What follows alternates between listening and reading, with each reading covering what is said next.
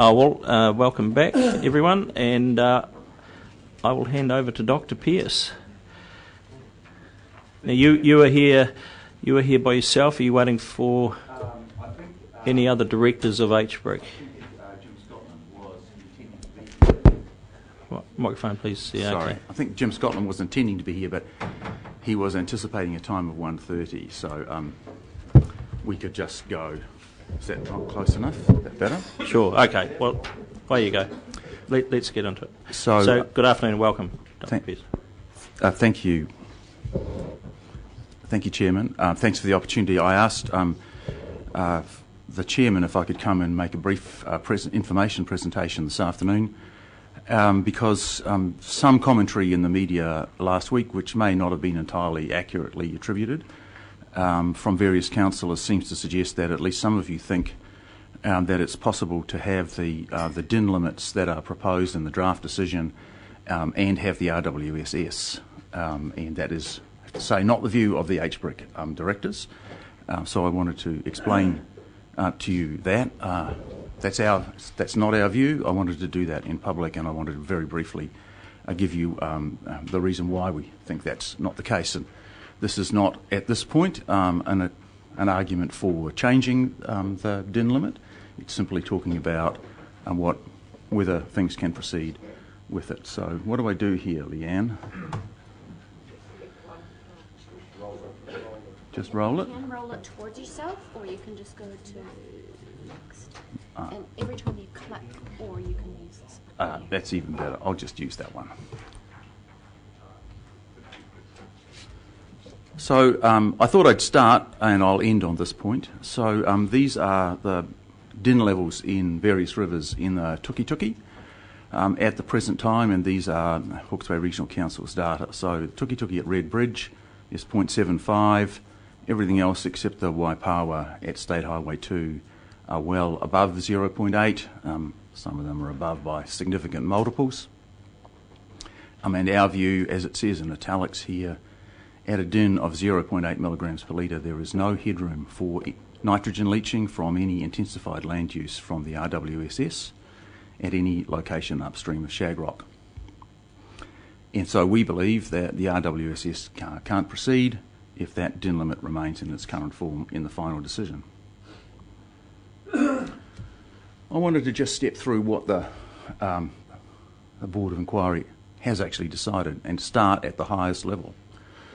There's a specific piece of the decision that says regulating nitrogen as proposed by the Council does not give effect to a particular objective of the National Policy Statement on Freshwater Management. Separately, it says that regulating nitrogen on an ecological health basis rather than a toxicity basis, and the Council's propositions were about managing toxicity to fish.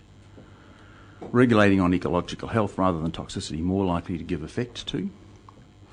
To do that requires a two-pronged approach of setting on-land root zone nitrogen leaching limits and setting in-stream nitrate or dissolved inorganic nitrogen limits. So I want to talk briefly about the on-land root zone limits. So those limits are set by land use capability class. They're set using a now obsolete version of Overseer 5, but that's a relatively minor point, and they range from 30 kilograms per hectare on the highest quality soils down to almost 12 on Class 7 soils. We think, on the basis of information we have from elsewhere, that intensified land use could work within those LUC limits, but that dairying on Classes 5 to 7, the lighter soils, would be pretty strongly limited. But we are of the view that the land use capability and in-stream nitrogen limits aren't consistent with one another, and I'll explain a bit more about that in a minute. And we've also, in our submissions to the Board of Inquiry, suggested that those limits need to be redone with Overseer 6, which is the current version of the model, because Overseer 5 is out of date. What that does is it increases them slightly for the better classes of land and reduces them slightly for the poorer classes of land, is my understanding of the difference.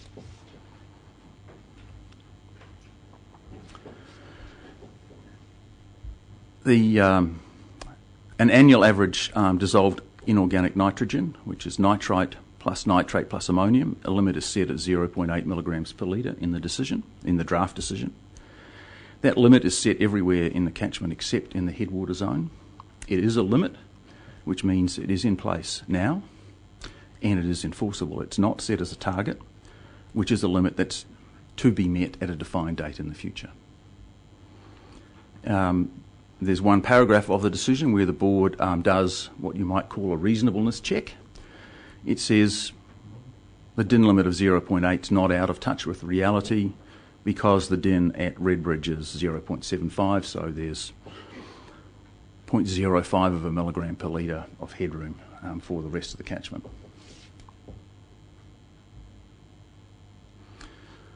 So what would the impact of the RWSS be on nitrogen in the streams?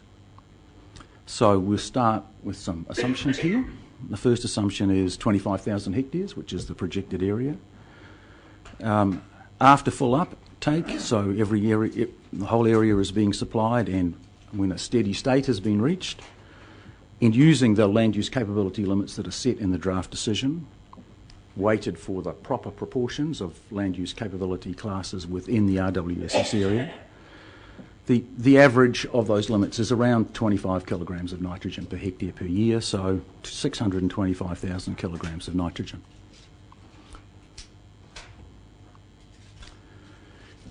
Again, if we assume that all of those root zone losses arrive in the stream, that's a pessimistic assumption. It's the worst case scenario. That 625,000 kilograms would increase the DIN at Redbridge by close to 0.5 milligram per litre, about 10 times the amount of headroom that there is there now. And if you took that quantity of nitrogen from the RWSS and you said, well, that's in the upper part of the catchment, and you distribute that over the annual average runoff in the upper Tuki above Tapiro Road and in the Waipawa above the gauging station at RDS, then that nitrogen leaching would increase the DIN in those rivers by 1.1 milligrams per litre. So I'll come back to where I started. Just ask that, by 1.1 or to 1.1? By 1.1. That, so just add 1.1 on top of what on top of what's already there. Okay. So I come back to where I started. Those are the DIN levels at present. They are all, except at Redbridge, substantially above the limit that is set. There is no headroom for further nitrogen emissions if that limit stays where it is. It is a limit that needs to be complied with now. And so our view is that the RWSS cannot proceed if this DIN limit remains in its current form in the Board of Inquiry's final decision. Here endeth the lesson. Questions, Dr. Pearce, for that? Councillor Hewitt? Thanks, Andy. Can you just talk us through how you see that this project could proceed with the LUC rating left as it is?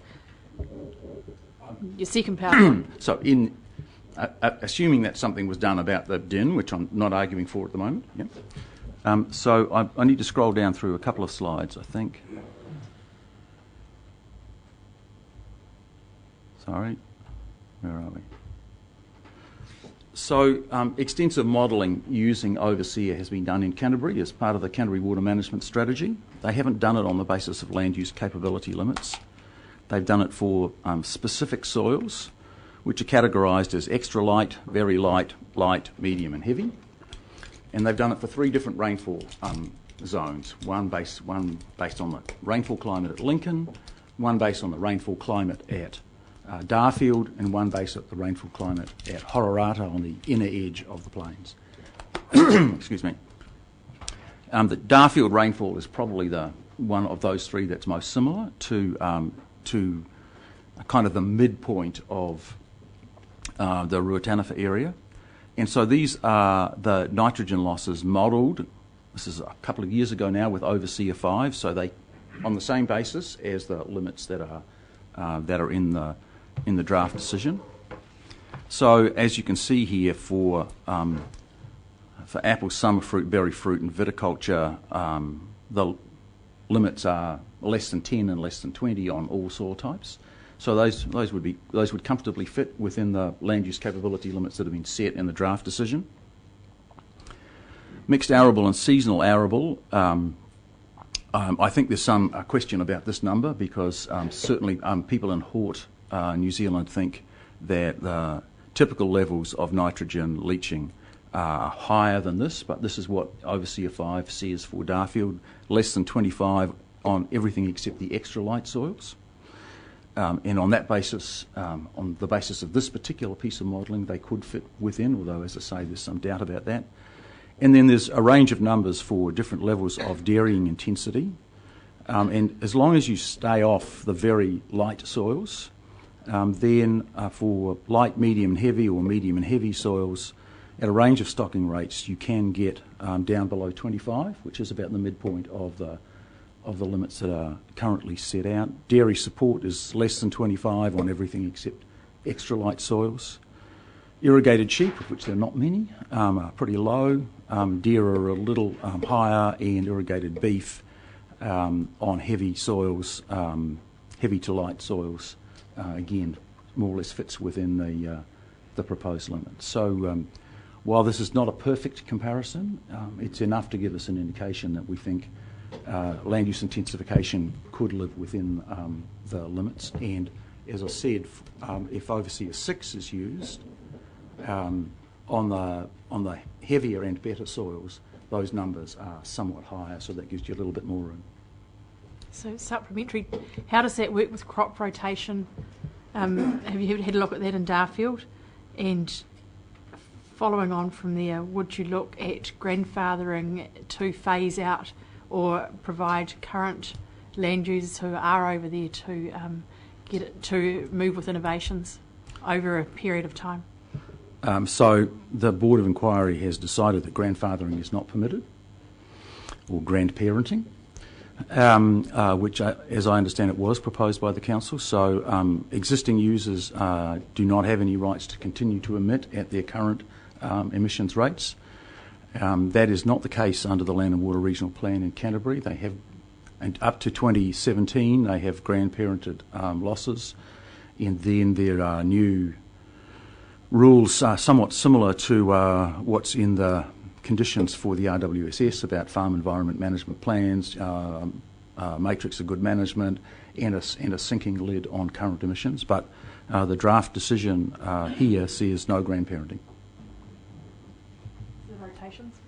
No, haven't gone there in that level of detail. So Work your way up the table. Councillor Grant. Andy, thanks for that. Appreciate your view on this. Extra light, is that the classification for that 8,000 hectares? Or it just says dairy light? Is that extra light?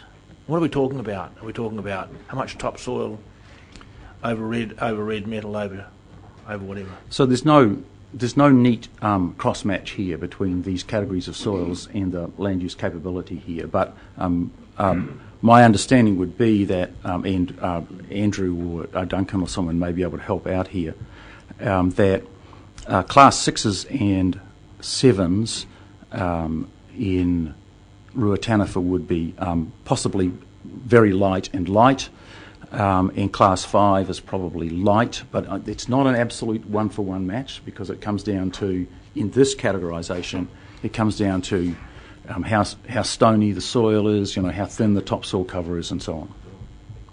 It's just that you use the word extra light, and you would struggle with dairying on extra light, and it's got here 8,000 hectares of dairying on light. Is that what we're talking about? Is that what we'll struggle again? I think our view is that dairying would definitely struggle on extra light, very light. But dairying is capable, as you can see from these numbers, on working on the medium and heavy soils, and at certain stocking rates even on the light soils.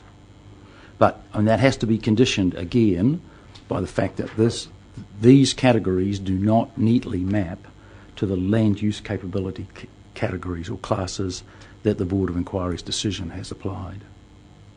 And maybe a little bit of help was a fair way to class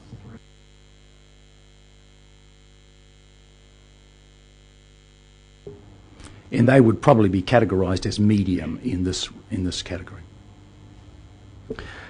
Sorry, Councillor Dick, I missed you first up. Thanks, Andy. Just so I understand properly, you're saying with 650,000 kilos with intensification, it will add, was it 1.1?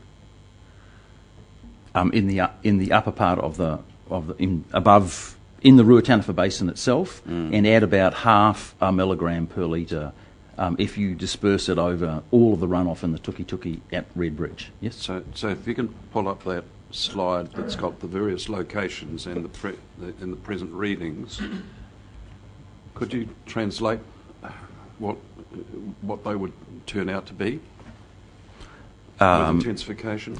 Well, everything probably from Tuki at State Highway 2 down, I believe, would be largely within the RWSS area. So you can add, this is a terrible approximation, generalisation, but you could probably add a milligram per litre to each of those. So that would be or a reading to most of them. Of 2. Pardon? It would be a reading of 2 point something, isn't it? Well, it'd be 2.3 for the Tuki at State Highway 2 and 2.2, but in the Kahakuri it'd be knocking on the door of 4. And 3 in the Mangianuku. Thanks.